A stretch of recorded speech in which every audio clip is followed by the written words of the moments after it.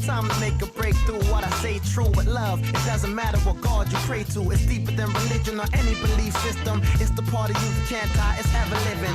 And if you would show it more, we wouldn't go to war. Whether you could be happy, even if you broke or poor.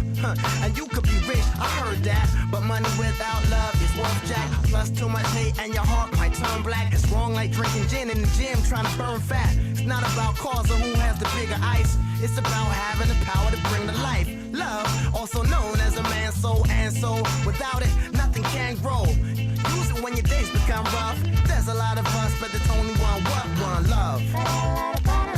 You need love. I feel love. I see love. You want love. So get love. I know love. I got love.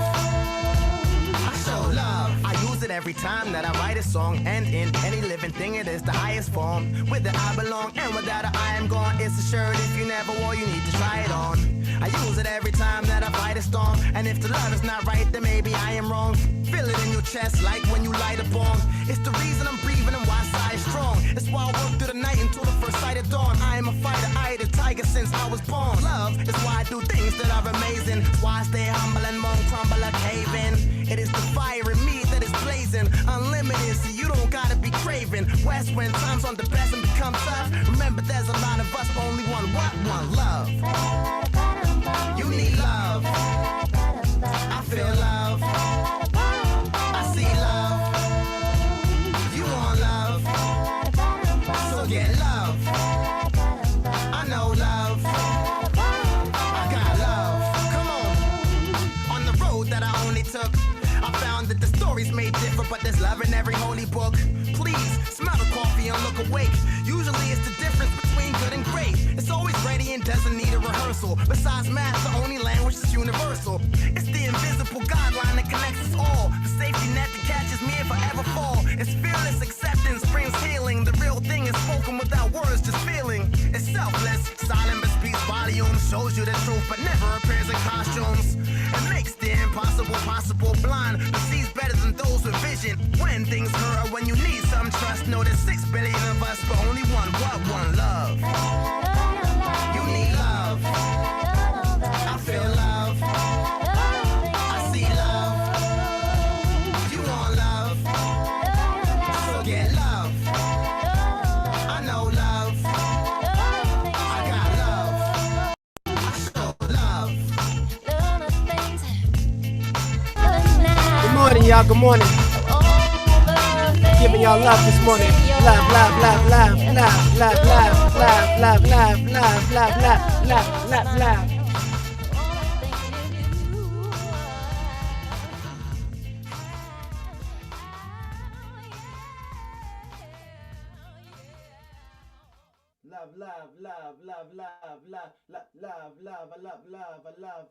I never knew a love. I never knew a love like this. Good morning, y'all. I hope y'all are doing good this fine Wednesday morning. Gonna give y'all some positive vibes and good energy early in the morning. You know how I like to do. Cymarshall also. Let's go. Get love.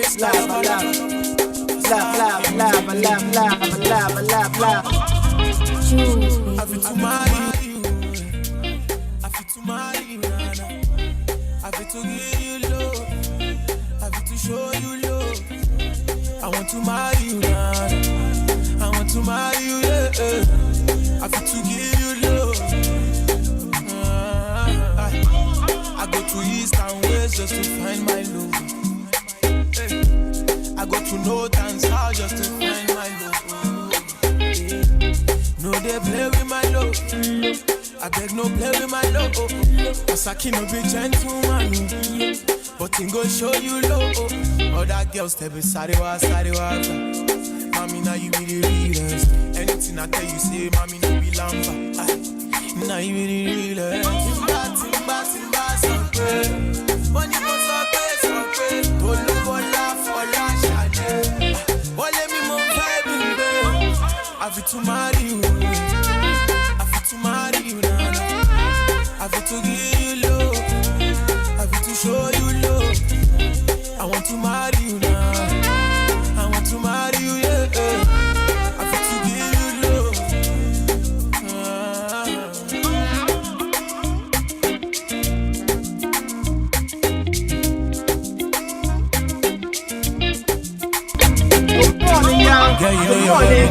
I swear, I no go let you go.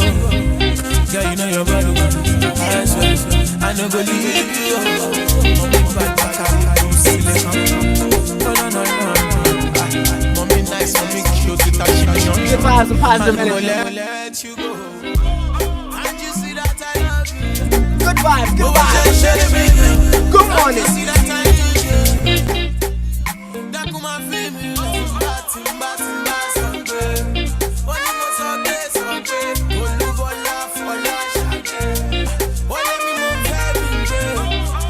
To marry you, I feel to marry you, I feel to give you love, I feel to show you love. I want to marry you now, I want to marry you, yeah. I feel to give you love.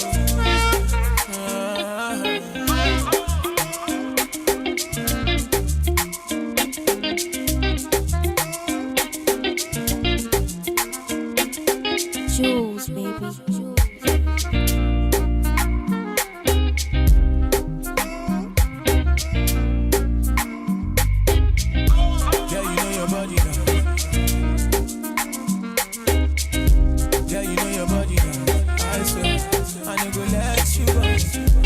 You know your body.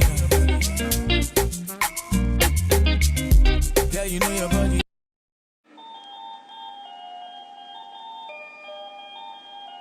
Good morning, good morning, good morning.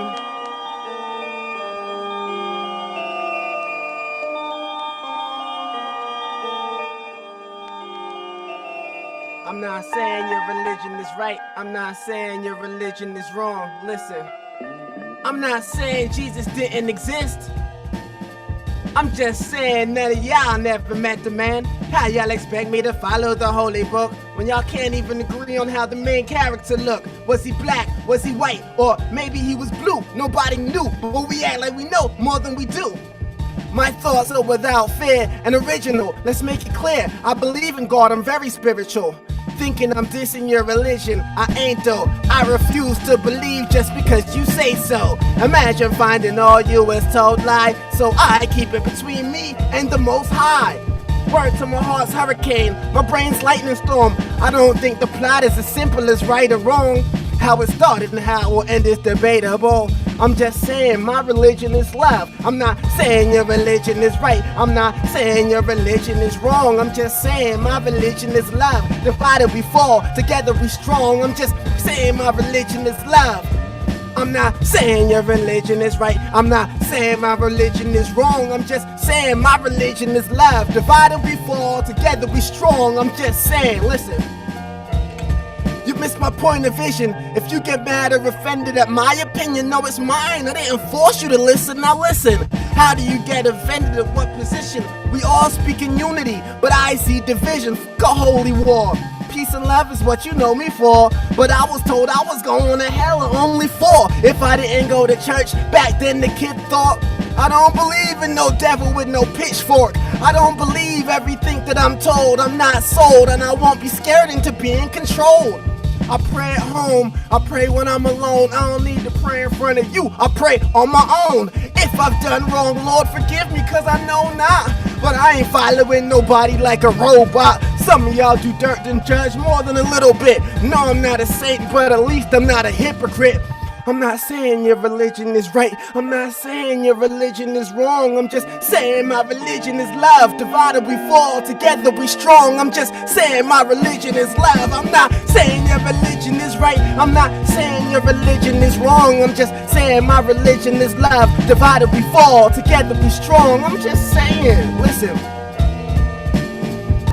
The Bible, Torah, or the Quran. I'm not saying nobody is wrong. I'm just saying, how do we become so torn? Listen to the words to the song, and you'll find love is all that I'm on. Listen, love is blind, but if we use our hearts that we can see. Wanna know what I believe and know that I believe in me. And it's ironic that we talking about religion when the truth is stranger than science fiction. I'm not trying to shake nobody's faith. I'm just saying, we on a planet in the middle of space. So I'ma keep an open mind and hope to benefit. Cause to me, love is the only answer that's definite.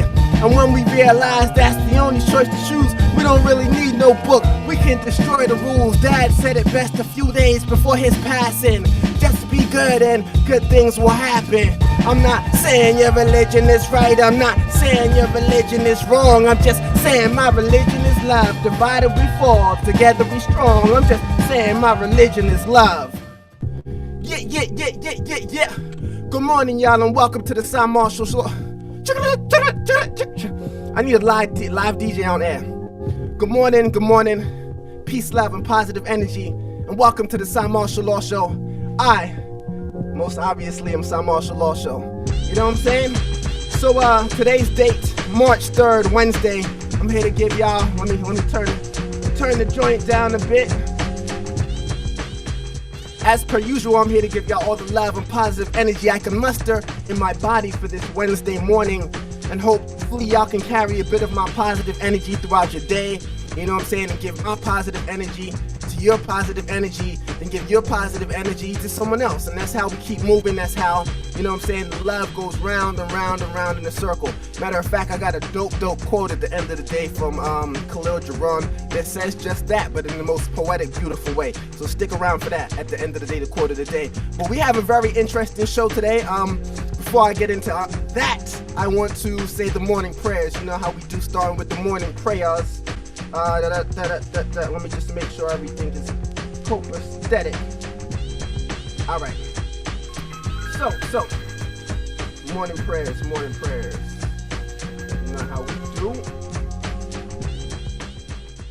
Turn this down a bit. Hope y'all feeling good this morning. I'm feeling pretty good. So for the morning prayers, let's start like this. Universal gods, thank you for allowing us to wake up this morning full of purpose. Thank you for our inner peace. Thank you for inner happiness. Thank you for our emotional well-being. Thank you for our mental strength. Thank you for our physical strength, our physical health. God, thank you for spiritual awareness. God, thank you for friends. Thank you for family. Thank you for nutrition. Thank you for vitamins. Thank you for clear thoughts and clarity of the mind. Thank you for our healthy hearts, our healthy brains, our healthy lungs, our healthy pancreases, colons, intestines, bloodstream, bones. Thank you for our healthy goals in life. Thank you for our healthy dreams. Thank you for this moment. Thank you for allowing us to be grateful and understand when to appreciate the little things. Universal gods, thank you for us being ourselves. Thank you for the world allowing us to be who we truly are and not trying to lock us down. You know what I'm saying? Thank you.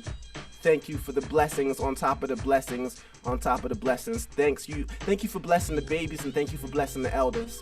You know what I'm saying? Thank you for blessing everybody. Today is going to be a beautiful day because we're going to make it a beautiful day. Universal God, thank you for our confidence.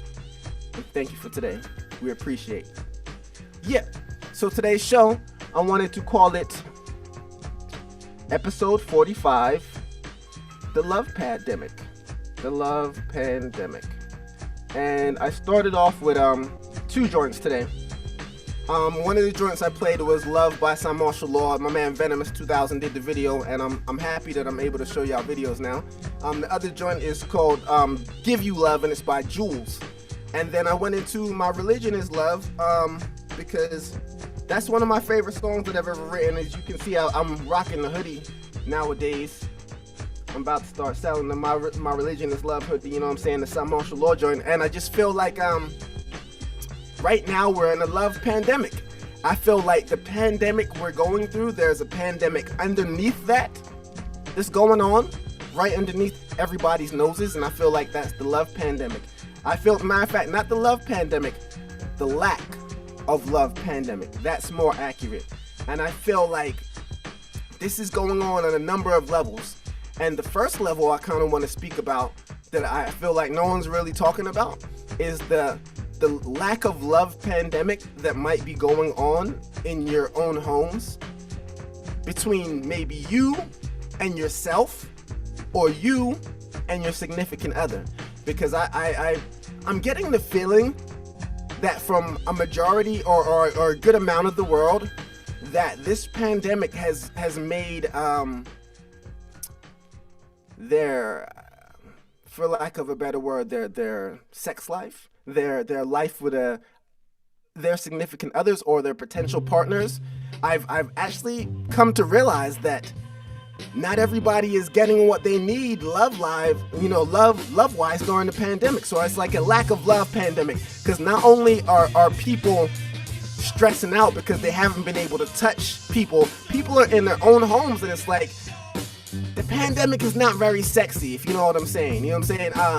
People are working from home, you know what I'm saying? They're stressed out, and I feel like the kids might be up all hours of the night. Just everything is backwards. Everything is not feeling normal. So I feel like when the cycle of life is off, I feel like a lot of times love suffers. And that could be the love we show for ourselves, or that could be the love we show for others, or that could be the love we show for significant others. It's like that same feeling of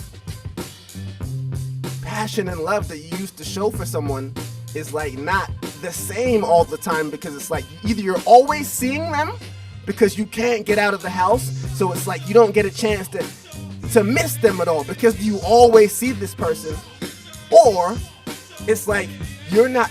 Imagine all the connections that would have happened that did not happen because of the pandemic. And what I mean by that is because we've all been inside of our houses for the most part.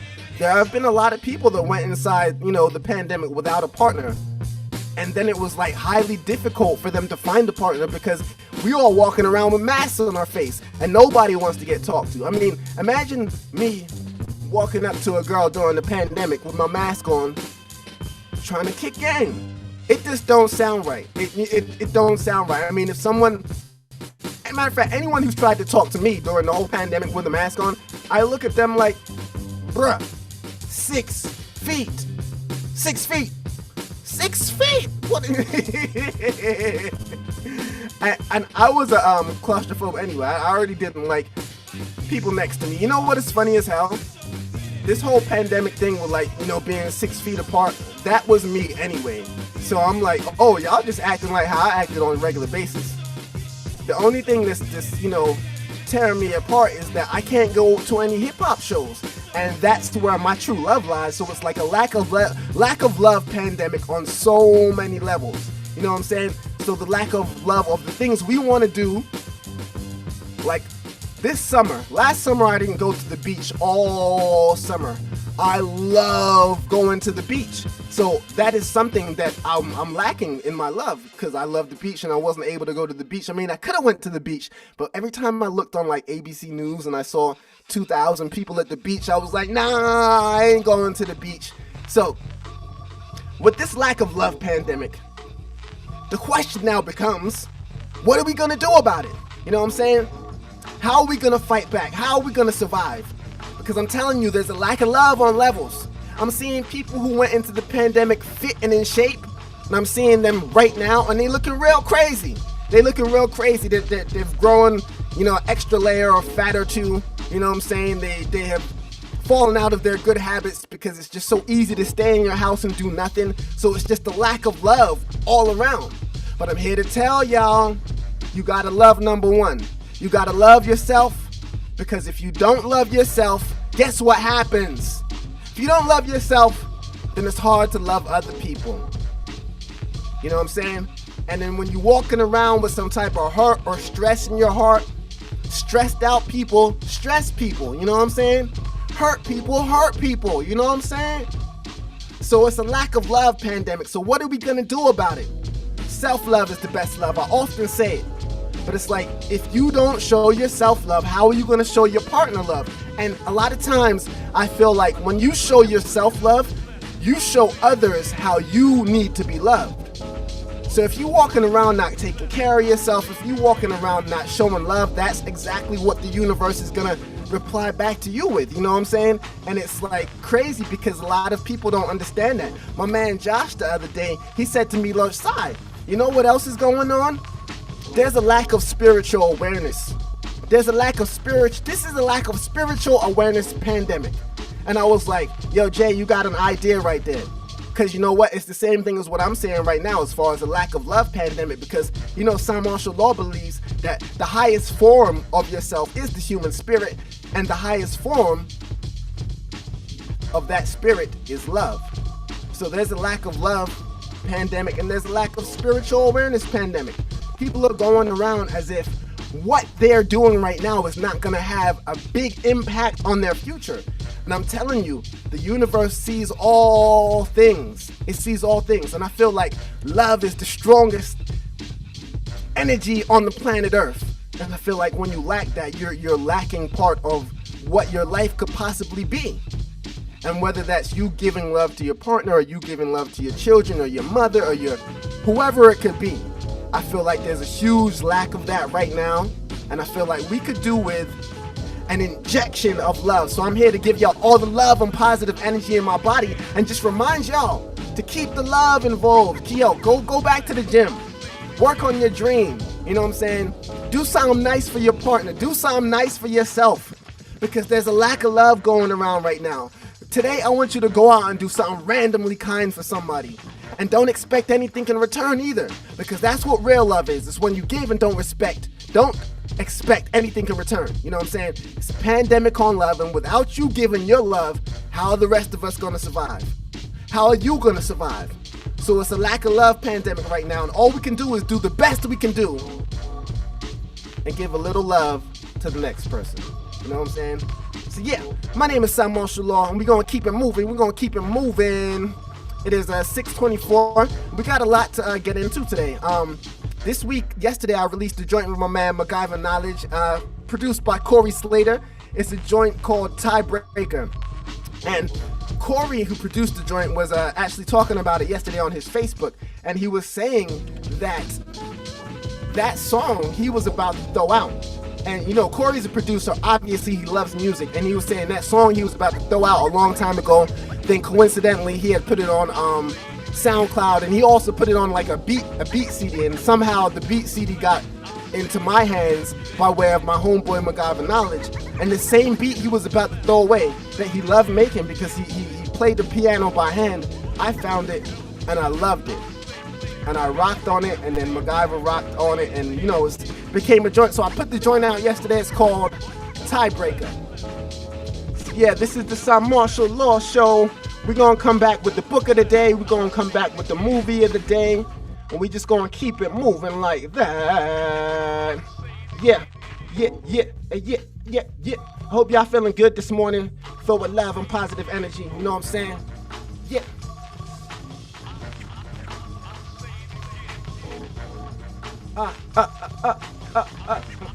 I'll say it again.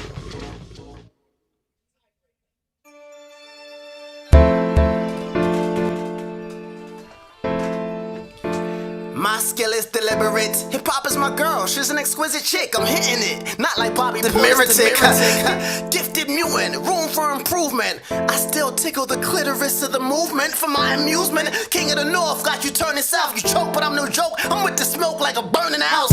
In a conflicted inferno. You heard flow. Sock a dab. Play the symphony. God orchestrating all the hate. I still need a better mortgage rate with better percentages. She's in my direct messages. My life. You don't like it. You can fuck your mother. I still slice through MCs like a knife through one butter now. How you frontin' posting pictures on the gram when you know in your heart of hearts that shit is all a sham? Damn fam, put together all those broken dreams. I see it, life is reduced to social media, posting memes. I know this life can be tough, but in fairness, sometimes being too careful can be careless. I know what I'm supposed to do, go to school, but name a fucking man who hasn't broke a rule. I'm going in, I'm known this thing, I'ma own the thing. My style richer than the skin of an Ethiopian. Who holding him like those I'm known to win?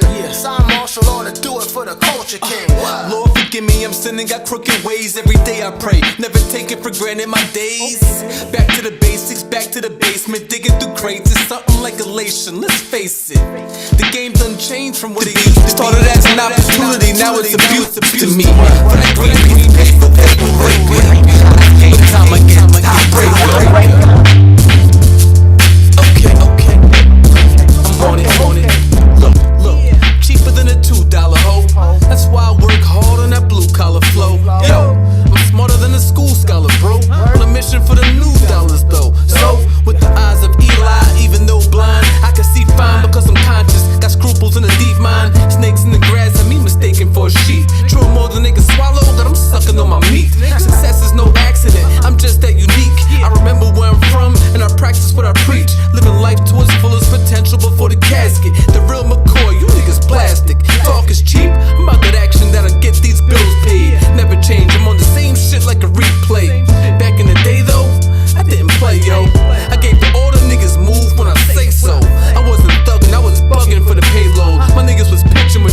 living by the caseload. Can't debate what cats say on my tracks. I pay homage to my raps, I'm just acknowledging the facts. Sipping this vodka, got my verse proper. Getting surgical on this beat, call a doctor. Lord forgive me, I'm sinning, got crooked ways. Every day I pray, never take it for granted my days. Back to the basics, back to the basement. Digging through crates, it's something like elation, let's face it. The game done changed from what it used to be. Started as an opportunity, now it's abuse to me. For that green paper, rate it. When it's game time, I get top breaker. Come on. Come on.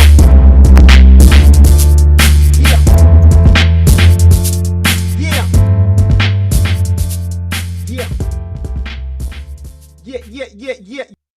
So that was Tiebreaker. Cymarshall on MacGyver Knowledge. That joint is available on all musical streaming platform services for your service right now. So yeah, we was talking about the lack of love pandemic. And I feel like people are, not showing themselves love. Their partners are not getting love because we're in this pandemic, and I feel like we're in the twilight zone. So some of our sexual libidos have been down, not mine, but other people's, people are going through this. So I feel like you need to show love, you need to give love in order to get that back, because it's a lack of love pandemic. I mean, I feel like I'm one of those people when I'm driving my car and I see someone wanting to get into the lane, I'll slow down so you could get into the lane. But I feel like, I don't know if it's me, but recently I feel like people have been letting me in less. And I'm just like, where's the love in your heart? It's just, I'm seeing the lack of love in all places. People are crazy as hell right now. I digressed. So I want to get into the book of the day. The book of the day. And let me play an instrumental right here, right quick. What we got? Let's go there. Yeah, so the book of the day is Rakim. Sweat the Technique. Yo, this book is very, very telling. Very, very telling. It's one of my favorite autobiographies. And I am an autobiography fiend. Like most of the books that I have in my house are autobiography. Yo, is that the boy AC coming on? Right on time. So I was saying, this book is one of the best autobiographies that I have in my house as far as hip-hop autobiographies. So I'm going to get into a lot of the things that I like about the book and see AC joining. So the book is called Rakim, Sweat the Technique. And I feel like Rakim is one of the most respected lyricists on the planet as far as his wordplay, as far as his innovative lyricism, as far as how far he wants to take, the art of rap. And as far as getting into someone's mind, yo, good morning, AC! AC! Right on time, my brother. Right on time. Can you hear me, my man? Yeah, I can hear you. Can you hear me well? Got you. All right, word. Yo, so AC, good morning. Who's that you repping? Is that the Giants? Yes, sir. You're gonna have some haters down here. You know I live in South Jersey, Eagles Town. I welcome. You woke up on your BS? Good morning, brother. Thank you for joining. So I was just how you feeling this morning? You alright? I'm feeling quarantine crazy. Let's talk about 15 minutes ago. Quarantine crazy? Yeah.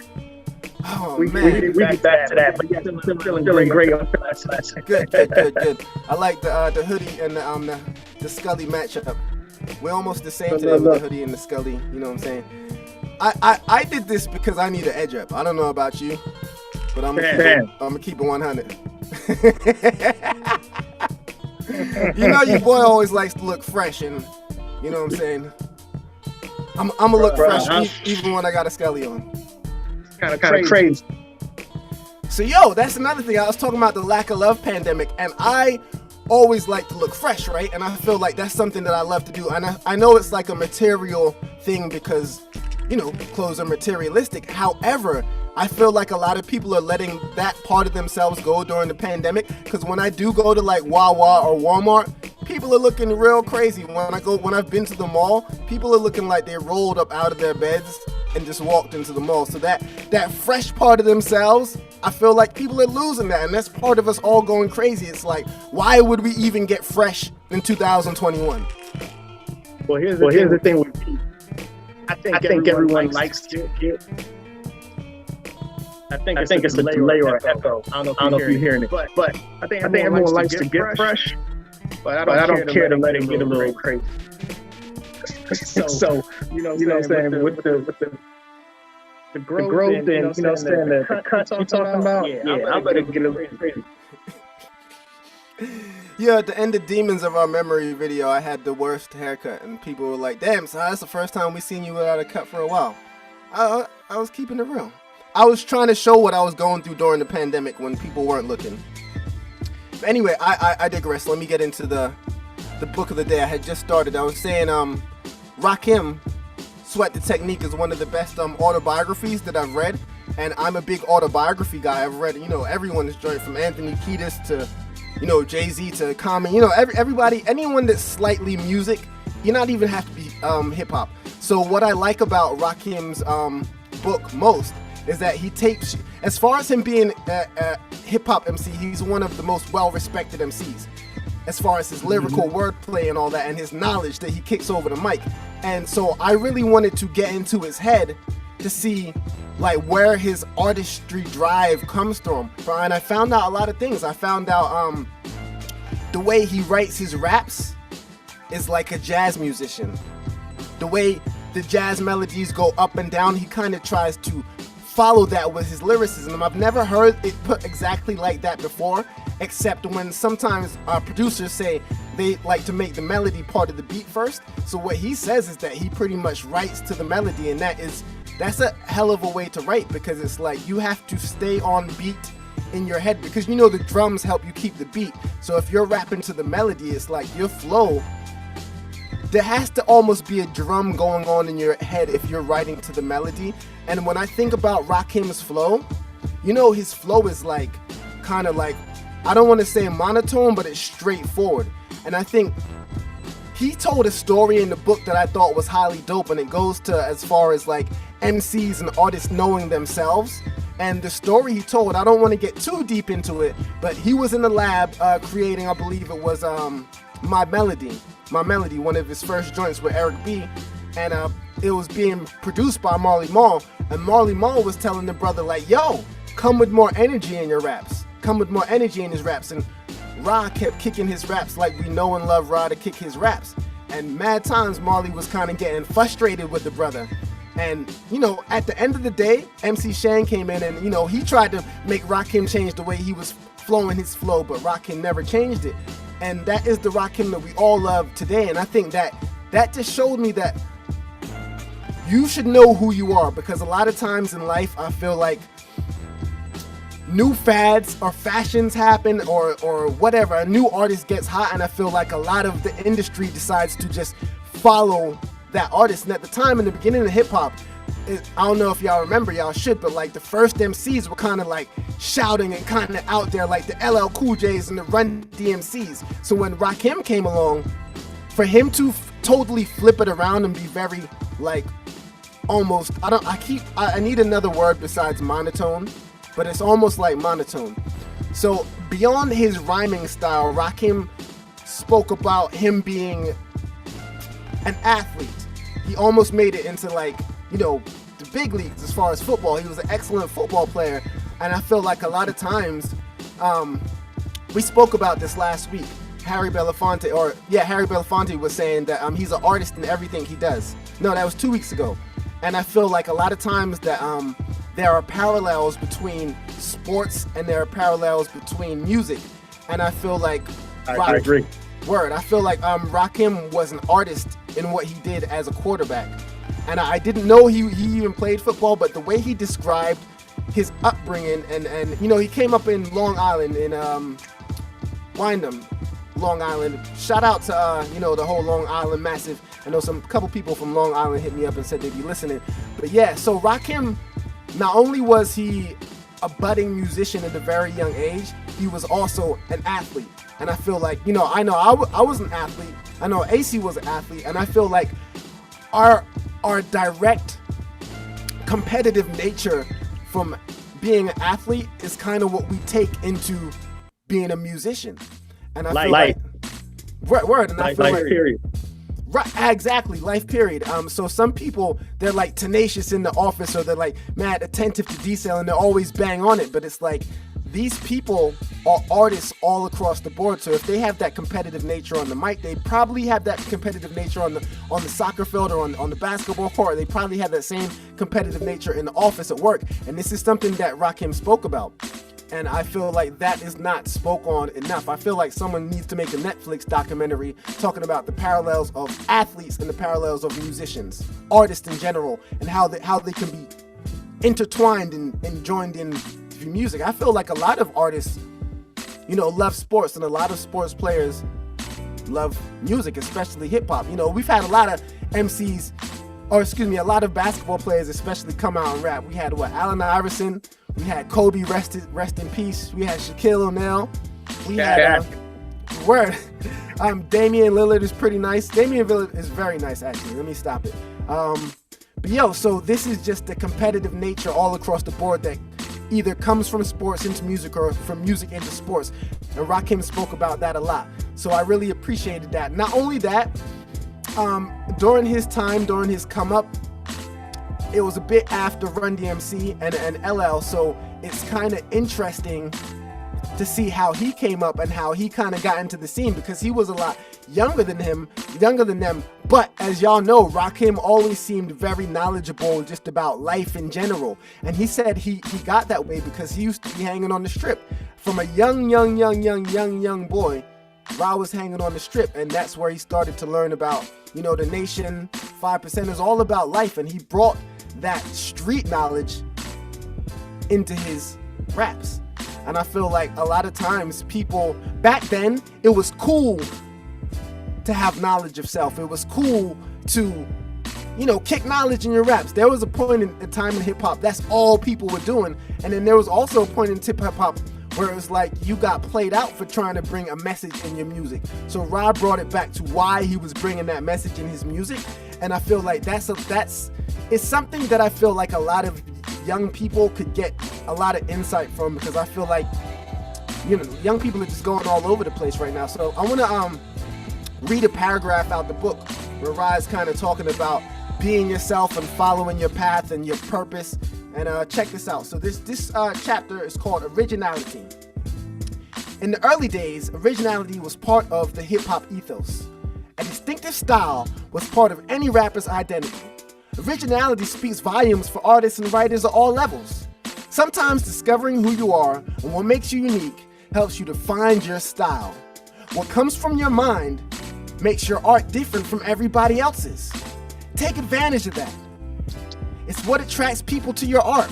Too often, emerging artists prefer to go with the norm. The result is that repetition in art, music, etc. become normal until someone is able to change up the tempo. Often, audiences are attracted to the unusual. Don't be afraid to find that in your work. Use that to make people stop, look, and listen. So, that was, I feel like that paragraph kind of summed up Rakim's book for me and who he was, because there's really nobody like Rakim. And there have been people who will come after Rakim, you know what I'm saying? And I feel like they are different versions of Rakim. Like, say, Nas. And Nas is brilliant in his own light, but even, Nas came out with the joint where he was paying respects to Rakim. I believe Nas had a whole joint talking about Rakim, right? ACL, or yeah, that was Rakim, I'm pretty sure. Absolutely. So, I feel like that's easy. You know, like you said, we rocking this country. You speak on Rakim, they will come for you. Oh, so yeah. I have a question. I say that to say this. I have a question, and there's a crazy delay on the audio. We'll figure that out a little later. Fix that up. Listen. Okay. Where does he rank in climate hip hop? Say that one more time, please. Where does he rank in today's climate of hip hop, in your opinion? Oh, you trying to set me up?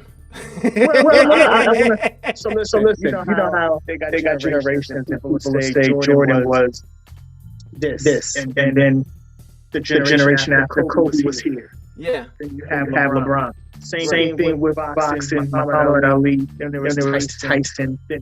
So on. So we have Rakim, of course. Then there was Jay-Z. But where do you feel he ranks? Do you put him in a different class? You don't compare them, or if you compare them with the greats of today, where does he rank? If I were to compare Rakim with the greats of today, I feel like he would still be very, very high up there. And I feel like that because I feel like the greats of today borrow from yesteryear, even if they have their own style. But I don't hear anyone kicking as much knowledge in his raps as Rakim.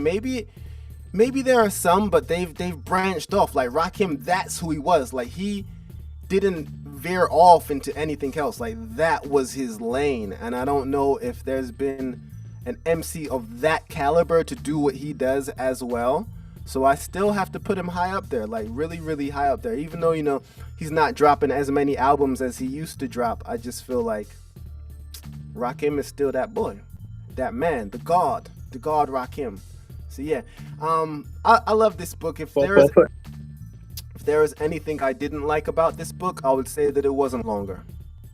It wasn't, I kind of, when autobiographies come out, I kind of like really lengthy books because there's a lot to know. You can't sum up somebody's life in a book. It's just like trying to sum up somebody's life in a 2-hour movie. There's always going to be parts of the movie or parts of, the person's life that didn't get caught. And I suspect that. However, there is an abundance of information, but it was so dope. I feel like I wish it was longer. So out of 5, I would give Rakim's book, I would say, as far as autobiographies go, I'd give it a good 4. It's a lot of good information in there. That's solid. Before you transition from the book, though, I will say Rakim, he had an interview sometime last year, I think, 2020. Dope interview on Sirius XM, and talking about his writing technique. But I think they had a question about him regretting anything, and he shared something about wishing that he memorized all his lines before he recorded them. And I felt him that hit home and resonated because I said the same thing to some of my boys to where, when you record, you ever write something fresh, now memorizing, you read, the delivery comes off differently. Right. It might sound A1 for anyone that wasn't in the studio with you, and just hearing it first from a speaker, they thinking you killed it, nailed it. But you know from being an artist, when you have something memorized and you lay it down, it's nothing like it. You internalize it, it's organic, and it's not like it. When you said that, I was like, words, every real MC. When you have something memorized, it's like coming to a cipher. And you got that first 5 clips, the first 16 memorized, crush them. Right. You crushed them, so I said, yeah. And he's melodic. I didn't know the part about the melody. Him, some of the dopest MCs to me, they rhyme melodies a lot different. Right. So, and dropping messages as well. So you could grow up and get through certain parts of life, through the streets and through puberty, listening to messages some of the artists from yesteryear will drop. You listen to some of the Wu-Tang, some of the locks, some of the messages those brothers kick. They can get you, through some teenage years and figure how to survive out here. You can't get that from some of these artists nowadays. They might lead you into the crash. They might tell you how to crash rather than how to survive. So, straight up. Right. Yeah, you hit it on the head with that.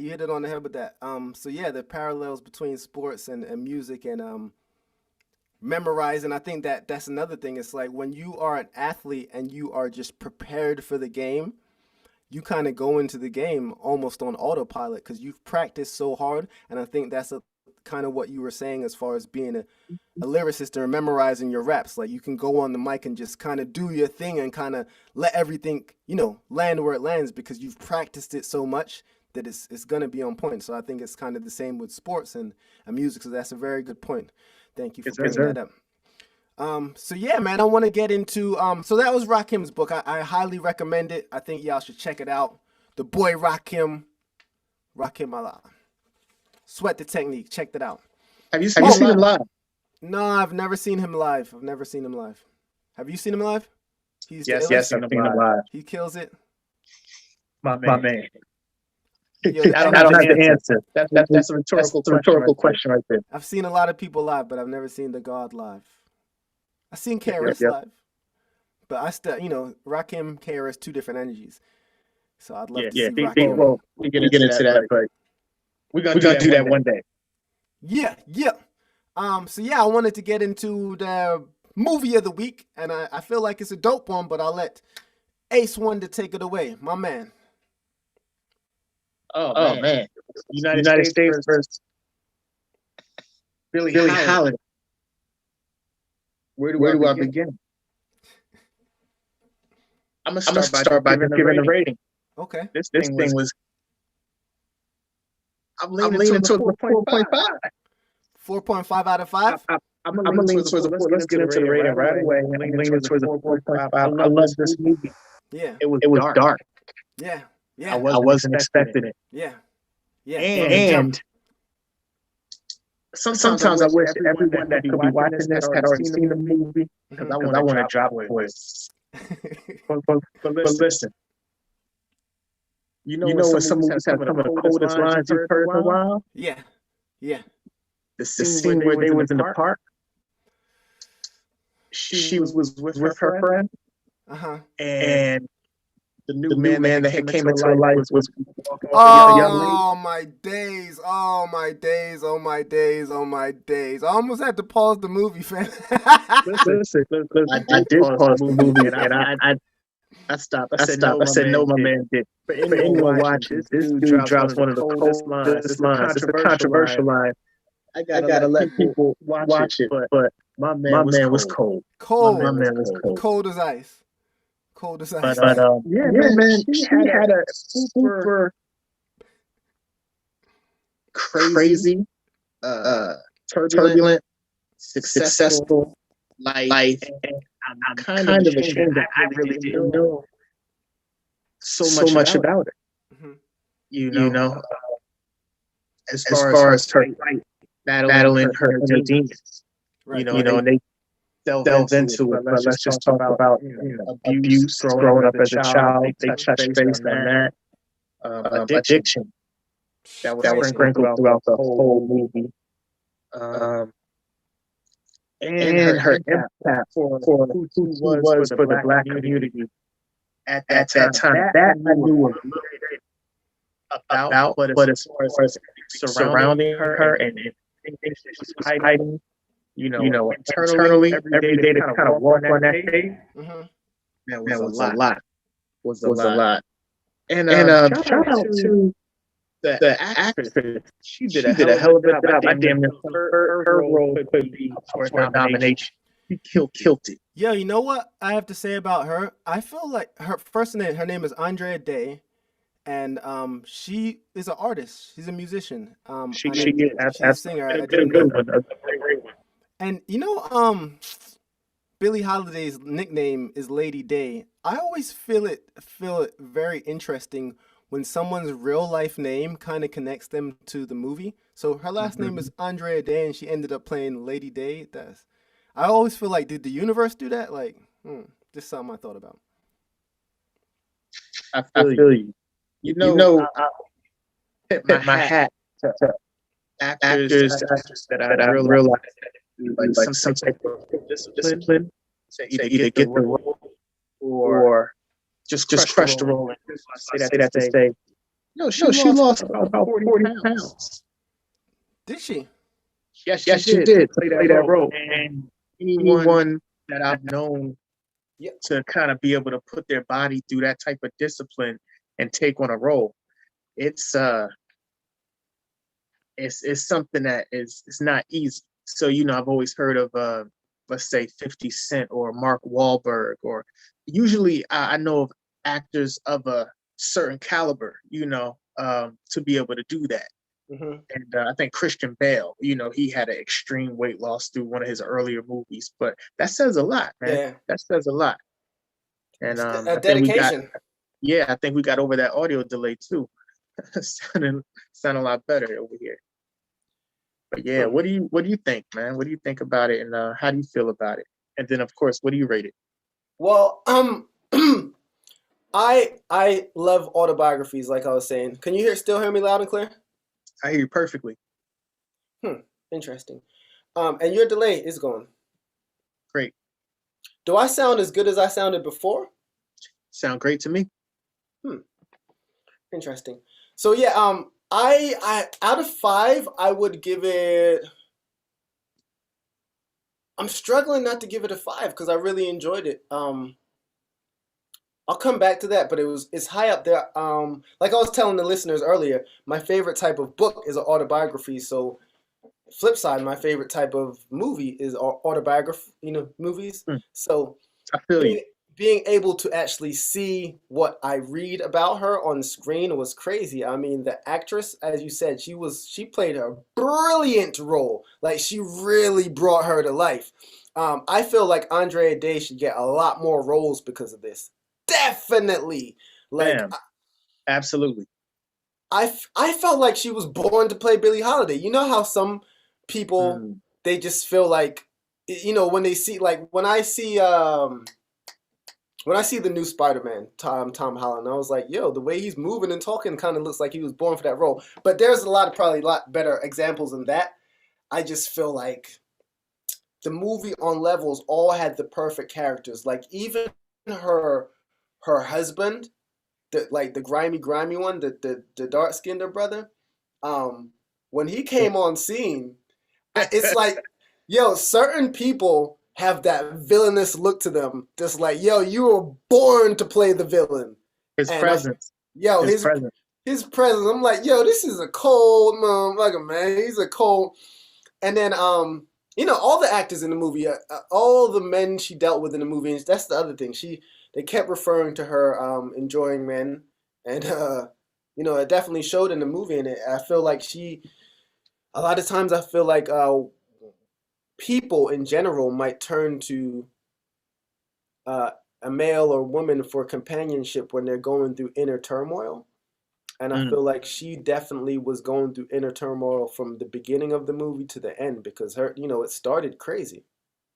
I don't want to give, too much away, but her story started rough. And then super, super rough, man. So she was real. She was real. And, as they say, the saying goes, real recognize real. Real people gravitate to real energy, other real people. And you could feel it, man. That's the one thing. She wasn't faking the funk. It was nothing fraud about her. She was who she was. And, she didn't compromise. She had integrity. And, man, shout out to the supporting cast. So you said her husband, it wasn't even the people that rode with her, her team that went on the road with her. So they nailed it as far as the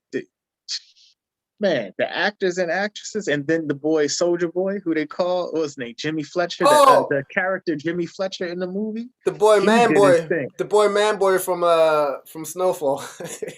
Okay, is that who it is? Okay, yeah, I'm not up, but man, he did his thing. He did his thing. I'm looking to see him in other things. So that's where I'm missing. I'm behind because I think that was my first glimpse of him. He was like, yo, punch him in the face. Right, yeah. right. Punch that nigga in the face. Nah, you watch Snowfall. You watch Snowfall, right? I've seen a few episodes, but I haven't. I got to jump back on it. Let's say that. Yeah, but I've seen a few early episodes, super early. Yeah, he's in there. He plays first. He's part of their team, and then he's not part of their team. I don't want to get into that, but yeah, good actor, and yeah, he played Jimmy Fletcher in the movie, which is was that Jimmy Fletcher? Yeah, right. Yeah, Jimmy Fletcher. Yeah, but they call him Soldier Boy. That's what I'm saying. Not the artist Soldier Boy for people that are gonna watch it, but. They nicknamed him Soldier Boy, Word. But yeah, man, he did a good job, and it was a good movie all around, man. I couldn't find parts to hate on it. It was kind of lengthy. But it wasn't overkill, right. And it was a solid movie. So I rocked with it, man. Like you said, I agree. You giving it a 5. I stand on a 4.5.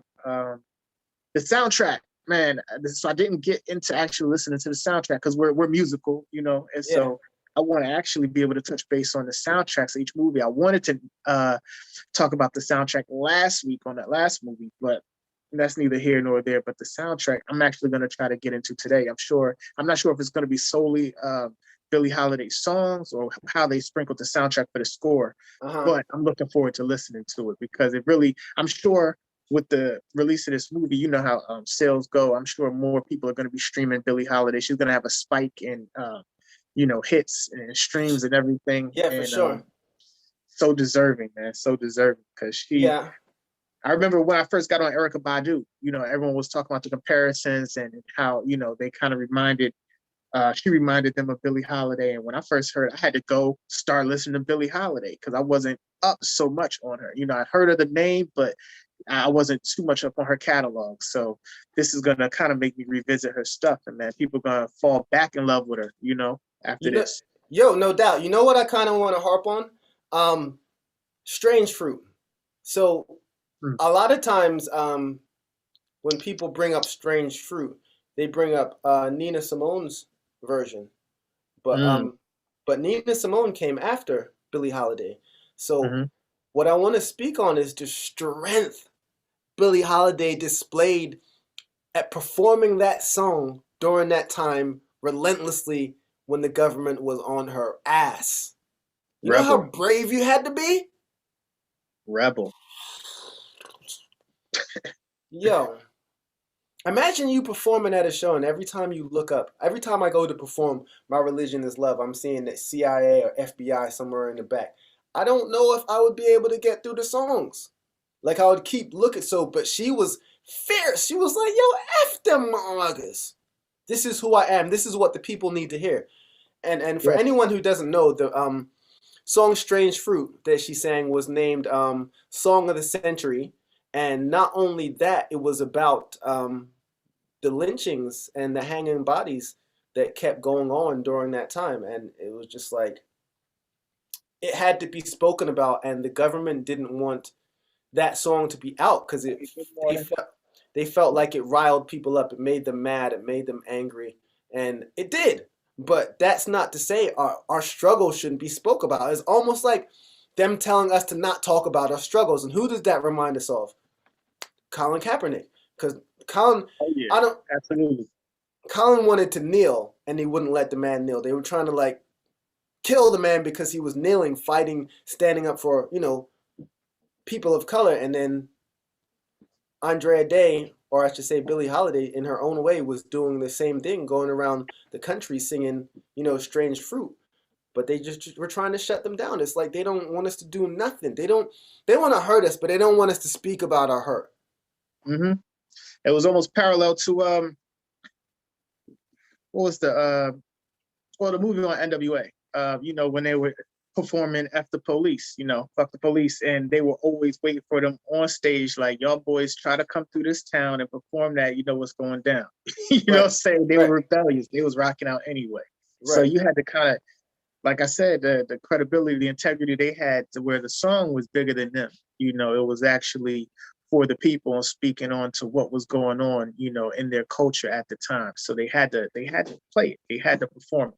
And that's what she was about. She was resilient, man. Resilient. So when I see artists nowadays and they speak on subjects that are touchy, like police brutality and racism, I have to commend them because a lot of times they are doing it knowing that not everyone is going to agree with them. Not only that, they might lose a substantial part of their fan base because their fan base didn't realize that how attached they were to, their own people or people of color or fighting for their people. And sometimes people, when they don't understand you, they start to fear you and they start to hate you because they don't understand. And I feel like a lot of us don't understand each other's struggles. And especially with what's going on with racism and police brutality, when people of color a lot of times speak about it, I feel like some people don't understand it. And then that's where the hate comes in. So for Billie Holiday to go around the country singing that song, knowing that, a lot of people were going to hate her for it, and the U.S. government wanted to kill her for it, that I commend you, Billie Holiday. I commend you. Yeah, absolutely. That's personal growth right there, man. That's where, as you said, you might not get so many people to take to it, to gravitate towards you with that. But on top of that, you said it, hit it right on the head, to where the people that were rocking with you, you may lose some of those folks. Like, right. Oh, I didn't know you were about that. You might have felt as though they had some neutral songs, or you've been neutral, your whole career playing it safe. But that takes personal growth as an artist. That's when you draw the line and you say, this is where I'm at. Where are you? You got to find out where your folks stand, your fans stand. Are you rocking? Are you on this side? Or are you on that side? Right. And you continue to move. You continue to move on in the next chapter. You either moving on with me or without. But this is where I'm going. And the braveness, for someone to be able to make that jump or make that leap of faith, that step in that direction, says a lot. Right. So yeah, hats off to her, and that was a great movie, man. Yeah, I'm looking forward to seeing her. What's that, Andrea Day? Yeah, hats off to Andrea Day and that whole Lee Daniels, even the director, for being able to bring that to life. I peeped his name as soon as the credits popped. The first name right after the closing scene. I said, how about that? Word. But yeah, man. So yeah, I after our conversation, I'll have to give it a 4.5 as well. So shout out to that whole crew, United States versus Billie Holiday. Yes, sir. So yeah, man. Let's get into some other news. I have a few things I want to kind of talk about here that have been popping up in my news feed. What we got here? You can still hear me okay? You sound good, man. That award tour. Word. So, couple things I wanted to speak on that I found. Did you hear about the Nike exec, the VP that had to step down because her 19-year-old son was found to be a Nike reseller? Yo, I did. Yo! It's always an inside thing, right? Like, fam, you caking off the, you got an inside foot in the door. You caking. Your family is good. But my man said, nah, man, we about to bootleg. So he just went overkill. He OD. I seen that. I said, damn, man, you messed up the bag now, Yo, I know she was probably mad as hell because when I read the article, my man did an interview with a magazine or a website or something, and he asked them not to put in it that his mom was the VP of North American sneakers at Nike, but they didn't listen and put that shit in the article. Nah. Yo, shit hit the fizzing. Not to say that they had to leak that, but come on. I mean, they probably would kind of thinking what you said in the beginning, like, yo, the little man can't can step up, but here you are. You're. I would imagine that his mom's is a millionaire. So, and I don't know the brother, but I'm wondering what was he doing with that bread? Because you already had bread. So was he giving it to like the homeless people? Was he like, you already had bread? I don't know. Well, you never know. So you never know. As as far as personal. Yeah, I don't want to assume what the brother was doing with the bread. You're right. Situations. But it looked kind of crazy from the outside looking in. Like, yo, Yella. Because you think, regardless if you want to say the family or moms, whoever was a millionaire, he didn't have to take that route. You know what I mean? He didn't have to take that route. He definitely took the easy route. Yo, I seen a picture. Did you see all the boxes of Nikes? This dude had like 10,000 Nikes on his porch. Yo, big things. Yo, his sneaker game had to be the illest. I would definitely have mad sneakers on every day. If my mom was Nike, I wouldn't have this on right now. I'd have to check on. Oh yeah, every day, repping hard, super hard. You can't tell me nothing, right?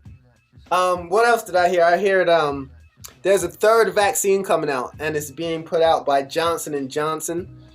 Oh, yeah. That is very interesting news. When I read about it, I don't think I need these on, matter of fact. When I read about it, folks, your age, our age, that got the vaccine already? Do I know anyone my age that got the vaccine?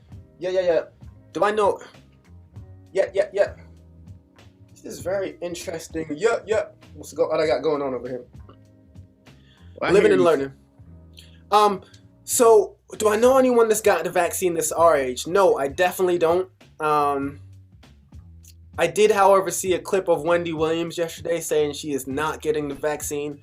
And that is one of the first celebrities that I saw come out and blatantly say, I am not getting the vaccine. I'm just not getting it. I'm not getting it. I'm not getting it. And she just said she just doesn't trust it for the same reason that a lot of us are hesitant about it. It hasn't been tested for that long. We don't know what's going to happen a year from now. You know, people getting the vaccine, but how do we know this not going to have effects, you know, months down the line? And how can we willfully give it to, you know, people we love, not knowing what's going to happen? Like, I'm not that trusting. Like, yo, AC, that's the thing.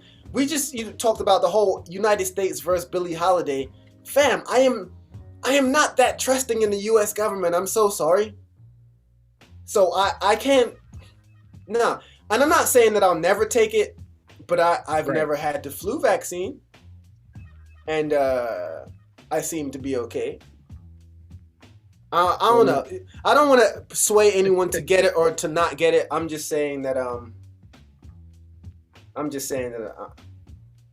shit, I ain't getting it. Well, I asked that because within the last week, I think like three, 4 partners of mine, they telling me how they got the vaccine. Oh, they got it? And I'm like, bro. But I got it first, because I know, I know, like, my mom had just got her first shot, like, maybe a week or 2 ago, you know, and I know, like, some elder family members of mine had just been beginning to get the shot, you know, and so I know friends of mine, older family members, some healthcare workers. My aunt, she's a teacher. She was one of the first. You know, you got to be. It's like eligibility status. You know, right. So like some elderly people, senior citizens, healthcare workers, some teachers. They're kind of like, I guess, the first in line. They kind of get the VIP first class for the shot. But you know, I'm knowing, you know, the regular Joes, you know, saying like myself, my boy's like, yeah, got the shot. I'm like, what? So I'm trying to get the end, like, how did you get a shot? When I know like a week or 2 ago, you see the lines of people on, as soon as you wake up, they're showing lines at 6 a.m. Certain news is showing like you can't get this shot because they're even telling you. What do you say? How do you get the shot? Well, you know that I can't really throw my boys up under the bus. He got one of those Nike connections. That's what it is. Yeah, okay, I already know. No, it's nothing. What happened was, I'll tell you what one of my boys, his mom is a healthcare worker. Yeah. Look, check it. She handed off her badge to the fam, and they went in there, and they didn't even, like, second guess it. Bruh, he told me, like, you know, because also, they're under pressure from the government and the states, you know, to be administering these shots because the shots, I can't say expire, but you know how they got to maintain them. It's temperatures, like it's a mandate to try to get so many people vaccinated that I think they're under pressure to meet certain quotas, you know. Right. And so they're trying to do, they might be kind of taking a blind eye and just giving the shots just so their numbers can look well. Like, look, we've administered so many vaccines, you know, we're on the up, we're doing it. I think that's how he got it. My other boy, he just happens to be, you know, kind of in the line of, I think he falls in a category work-wise of his job to where he can do it. And and so, yeah, you know, I just like, I didn't know because, you know, they're in their 30s and they got the shots where I'm thinking like, you know, people in their 40s, 50s, 60s, they over here struggling, you know? Right. So I'm like, how y'all brothers getting the shots? But, you know, where there's a will, there's a way. You know, it's always. Well, I'm going to ask you in a couple months how your man's is doing. I'm going to ask you. My man went through it. Yo, my man went through it. My one boy. Oh, he did? He said it was real. He said for the first day or two, he was like, yo, Ace, I can't even front. He was like, man, if I had a recording of this brother telling me about it, you know, he just said it was rough and he didn't know anything like it was rough. So I was like, what did it feel like they gave it to you? He was like, no, so it's not like they give it to you, and I can't get into the details because I really don't know, so I won't speak on it like I do. But yeah, he said the first day or two, if he had got it on like say a Wednesday, that maybe Wednesday night, that Thursday was rough, you know, to where he wasn't really moving around. He was just in the crib. He said, but by Friday, he was good. But that first 48. Nah, yo. Yo, You know what's even worse? Was real. What's even worse is that I feel like your mental can play a part on what happens in your reality. So if I start, like, if I get the COVID vaccine and I start like feeling real sick, and it's just the effects of the vaccine, then my brain might start telling me, Simar, you're dying. They've killed you. The government's got you. So not only am I going through this physical pain, my mental pain is going off. I'm stressing myself out because I'm thinking, damn, they got me. And then, emotionally I'm feeling down. So it's just levels on levels for this thing. But before I forget, the one thing I wanted to mention about this vaccine, the new one, the Johnson & Johnson joint, is that it's a bit different than the Moderna one and the Pfizer one, in that this one you only need one dose and you're done. The other two, I think for Pfizer you need another dose 2 or 3 weeks later, and I think for Moderna you need another dose like 2 months later or something like that. But this new Johnson & Johnson vaccine, COVID-19 vaccine, you only need that one dose and then you're good to go.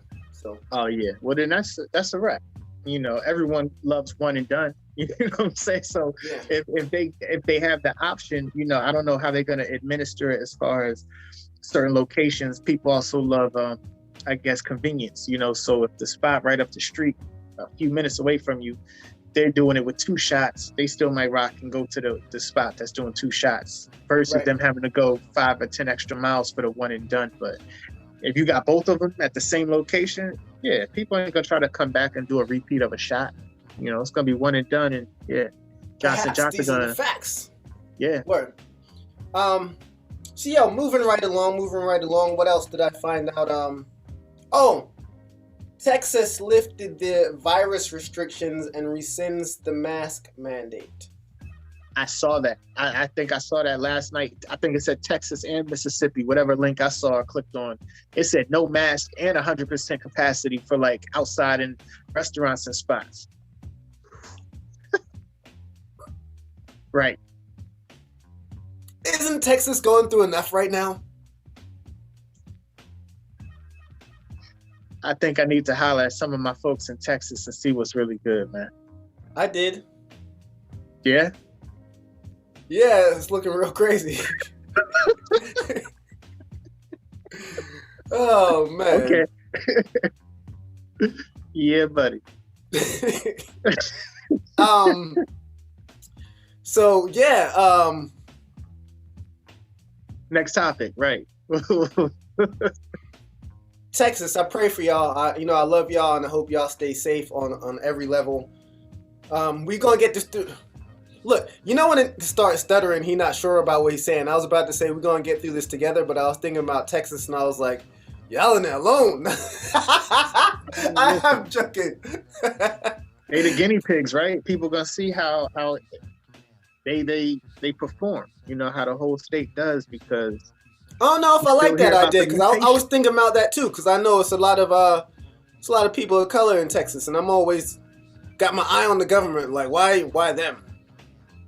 Yeah, I mean, but like I said, and Mississippi. What I saw was Texas and Mississippi, so right.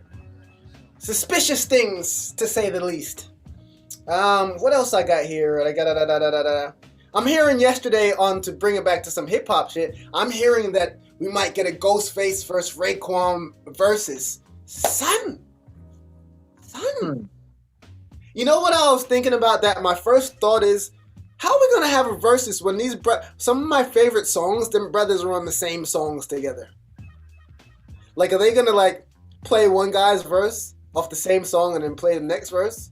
Because that's crazy. That's my expression I just made to that is me trying to wrap my head around it. Like a Ghost versus Ray versus. I can't say that I don't like it though. That might be interesting. That might be something to shake it up a little bit. Who you got? Ghost versus Ray. Who you got? Who you think's taking that?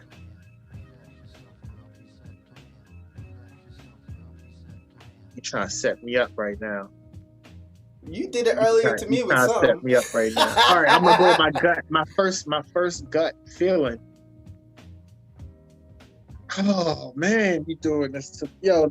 You know why? Because shit. Yo, anybody listening right now, who y'all got? Ghost versus Raekwon in the battle. Who y'all got? Yo, Broadway, I'm Angie? gonna say Ghost. I'm gonna say Ghost because this, right? I think his reach as far as his catalog may have a little bit further reach. I think for cult fans, if you were a Ray fan and Ray's your man, it's no way you're coming out of that verses saying that Ghost got Ray. It's kind of like Jeezy and Gucci, and it's not even on a beef thing to where they're rivals. They're brothers. But at the same time, I think Jeezy's catalog may have transcended a few levels a little further than Gucci. But for anyone that's Gucci diehard number one, Gucci ain't lose that. You know what I'm saying? They not admitting that. And not to say that he did, you know what I'm saying? But it's the fact that, Jeezy got his off, but nah, Gucci rocked out. So I think it'll be the same thing. It's going to be a win for hip-hop, of course. You know how they say it's going to be a win for hip-hop, of course. Someone always come in the comments and be like, it's not about versus, it's a win for hip-hop. Like, shut up, y'all. I'm looking for a winner, fam. Right. I think the first time I heard that was the Premier RZA joint. It was like, I ain't trying to hear that, yo. It was great the first time I heard it, but then when every verse was saying that, I was like, I ain't trying to hear that, yo, because you know my background is Jamaican sound clash, you know what I'm saying? That's where we come from. Verses, like the original verses, Jamaican sound clashes, and you have to come out. One man after dead. One man, you know what I'm saying? So somebody got to go down. So I would probably pick, and it's kind of what you said towards earlier about kind of being biased. Off top right now, I probably would pick Raekwon. And the reason I would pick Raekwon is because I feel like he kind of helped my hip-hop career in a way that he doesn't even know.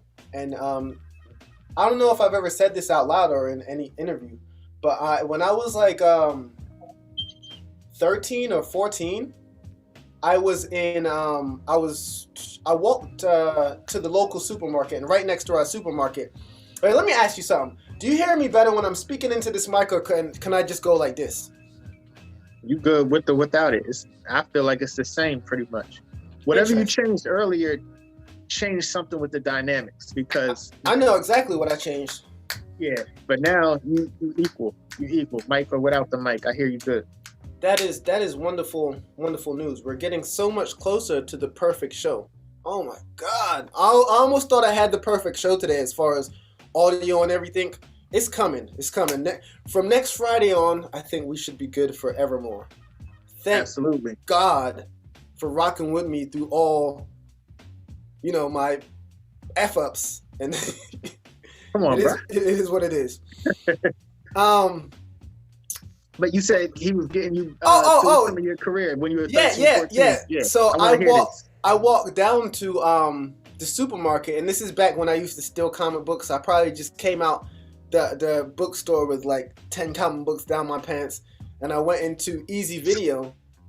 I don't know if y'all remember Easy Video. It's like back when they had Blockbuster Video, they used to have Easy Video. Yeah, the local joint, the local Blockbuster was an Easy Video. They had, absolutely. So we used to live in South Brunswick.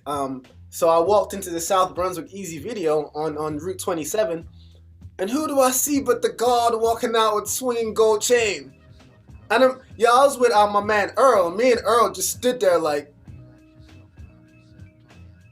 oh, you know what else? It might have been right around the time his Purple tape came out. So his fame was like right up there. And let's see, in 95 when that came out, I was like around 14. So yeah, it's right on the head. It probably came out. This probably happened in 94. Anyhow, so Raekwon, we was like starstruck because back then we were hip hoppers back then. That's the thing about all of us.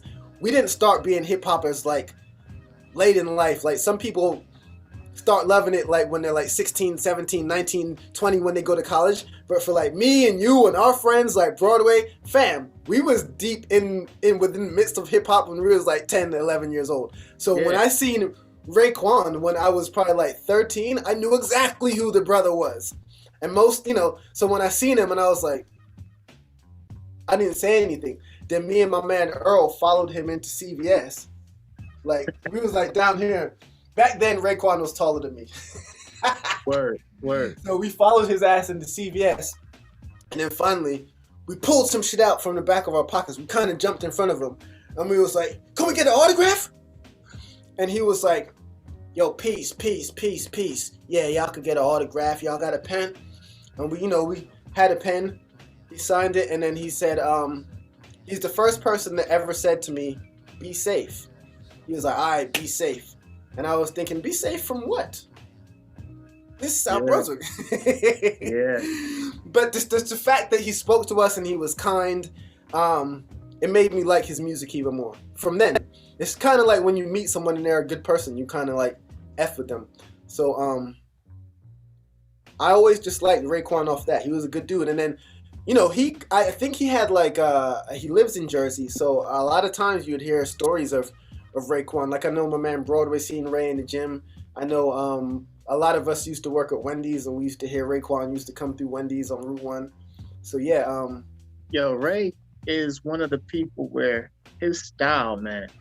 Like we could talk for hours on this, but I'm gonna say his style is so crazy to where he's one of the first people I remember hearing that they were gonna do a sequel to their classic debut album. So like you hear of like Meth did Tikal, then he had Tikal 2. So with Ray only built for Cuban Links, I'm hearing he's doing a part 2, and I'm like, no, like what? Like name it something else. Don't do, because the bar was set so high. It was like a Jay-Z doing a Blueprint 2. Like when you knock that first one out the park to then title something a number 2 behind it, I was scared. I said, I don't know if I even want him to do that because the Purple Tape, that was such a classic. Right. You might just want to leave that name with the legacy alone. But I think that is one of the best, most slept on albums. That only number 2? Number 2 is tough.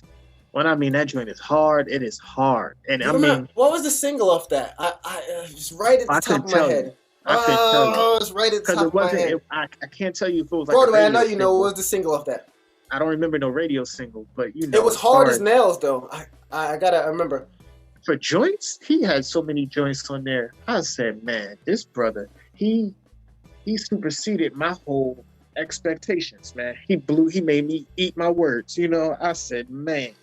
And man, he just ill. Ray is ill. Shout out to him. And I remember that day, just for the record. I remember that day when you saw him. Any Ray sighting, brothers in the camp were like, yo, guess who I peeped? You know what I'm saying? I remember you coming back saying, yo, seen the God. I said, oh shit. I wish I still had that autograph. I let my sister see it and she took it, and I haven't seen it since I was 14. Oh man. Well, you dropped older the ball sisters. on that. Yeah. Older sisters. Yeah, but shout out to older brothers, because as you say, yourself, myself, and Broad, I know my older brother was a very big reason, being able to be put on hip hop as a younger age instead of, catching on later in life. I was kind of hip to it. I know with you and Skit. It was hard Broadway. for me not to be immersed in the culture of hip hop with the older brother that I had.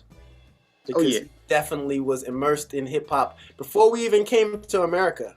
My brother was a dancer in a group called the Ring Lords, so he was always into music. And even before that, I think my brother was on the cover of a newspaper when he was like 3 years old, holding a microphone. So, man, you got to get your bro on the show, your brother on the show, and earlier in the show you was talking about Jay, the homie Josh. You got to get Josh on the show, man. That man. You know what? I've been thinking that shit, like that knowledge that people need. He do that, man. That you gonna walk with, not for the day, but for the week. Go ahead. No, I was just saying, maybe you can help me with a way to bring them on the show, like in what format? Because I'm gonna keep bringing people on the show, but I just want to have a good reason to bring them on the show. And I'm sure it will come.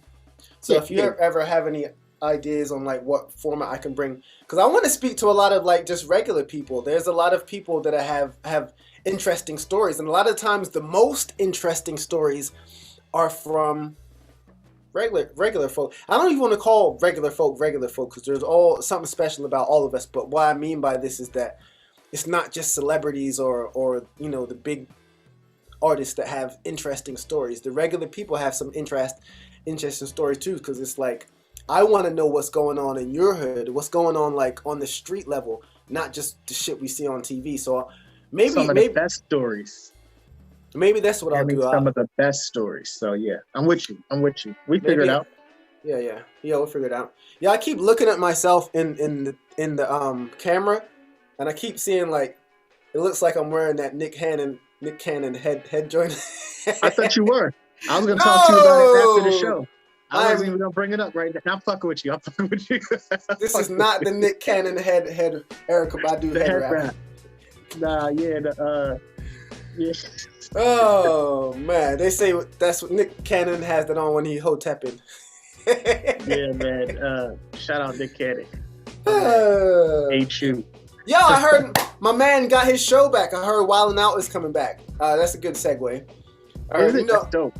You know they tried to take his joint after he had that conversation with Professor Griff on his show, talking about I'm not even going to touch that. You ain't gonna be canceling me today. Okay. But shout out to Nick getting his show back. A couple other things I want to speak about. What time is it? 7:30. We must have had a good conversation today because this might have been our longest joint ever. But, man. You know what? The other news stories, I'll save them for another day. Let me get into my good news of the day, and I'll get into my quote of the day. Then we'll wrap it up. So, the good news of the day is excellent news. NBA star Russell Westbrook to open schools in Los Angeles. Westbrook is joining forces with LA Promise Fund for the creation of the Russell Westbrook Why Not Academy. The nonprofit organization is centered on providing youth with the tools and resources needed to thrive in college and in their professional careers. Research shows in California there's a significant achievement gap that stems from an unleveled educational playing field. Aware of the inequities that exist within the school system, Westbrook was determined to develop a solution that would eliminate the socio-economic barriers standing in the way of accessibility to an adequate education. He says, creating and supporting educational opportunities for undeserved youth has always been a passion of mine. Creating and supporting educational opportunities for undeserved youth has always been a passion of mine. It's so important that every child has access to good education regardless of socioeconomic background. Big shout out to Russell Westbrook. It's not the first education focused initiative Westbrook has led with. Amid this pandemic, many schools pivoted to virtual learning, and Westbrook teamed up with the CompuDot and Houston Mayor Sylvester Turner's Office of Education to donate 650 computers to children in need. And in 2019, he also launched the Westbrook Brownstein Green Tech Program to provide teenagers in Los Angeles with engineering, coding, and computer literacy classes. Got that from people. So yeah, shout out to Russell Westbrook, one of my favorite basketball players, regardless of what he's doing on the court, because he is real and his energy, his love. Yo, so big shout out to Russell Westbrook on that. Very, very, very good news. Yo, we've come to the end of our show. I just want to get into the quote of the day. Who you got? I love these quotes of the day. I got a good one, but before we get off, I just want to mention that our movie of the week next week, I didn't want to harp on it today because I didn't want us to kind of talk about it, but our movie of the week is going to be I Got a Story to Tell. Notorious B.I.G. I Got a Story to Tell. It dropped, I think, on February 26th on Netflix. Yo, I want to talk about it, but I don't want to say anything, but if y'all get a chance to watch it this week, so next Wednesday, when AC gets back home, we can chop it up and full about the movie. Yeah, man. I want people to actually jump in the chat and talk, because I wanna ask the people some things, man. Yo, I got a lot to say about that movie. Uh-huh. I might have to watch it again. As a matter of fact, that movie had a lot of United States versus Billie Holiday moments where I almost had to pause it like, yo, did my man just say? Like, no, he didn't. Like, why did you just say that so casually? Yeah. Yo. I can't, like I said, I ain't even gonna touch it right now, man. Next week, baby, Yeah, so we're gonna get to it. yeah, instrumental ending at a perfect time. So yeah, let me get into my quote of the day. I really appreciate y'all joining, rocking out with the boy. So the quote of the day, and to bring it back to the lack of love pandemic, the quote of the day is by one of my favorite poets, Khalil Gibran, and it has to do with love. So listen close. Cymarshall Law Show. If y'all like the show, subscribe, share it. You know what I'm saying? I appreciate y'all. I love y'all. Khalil Gibran. Before my soul taught me, love was for me a delicate thread stretched between two adjacent pegs. But now it has been transformed into a halo. Its first is its last, and its last is its first. It encompasses every being, slowly expanding to embrace all that will ever be. Let me read it one more time. Before my soul taught me, love for me was a delicate thread stretched between two adjacent pegs. But now it has been transformed into a halo. Its first is its last, and its last is its first. It encompasses every being, slowly expanding to embrace all that will ever be. By Khalil Gibran. Keep the love alive, my people. Keep the love alive. My name is Cymarshall Law, the boy AceWonda. Thank y'all for joining us. Until Friday, I see y'all Friday. Peace, love, and positive energy, and we are out like that.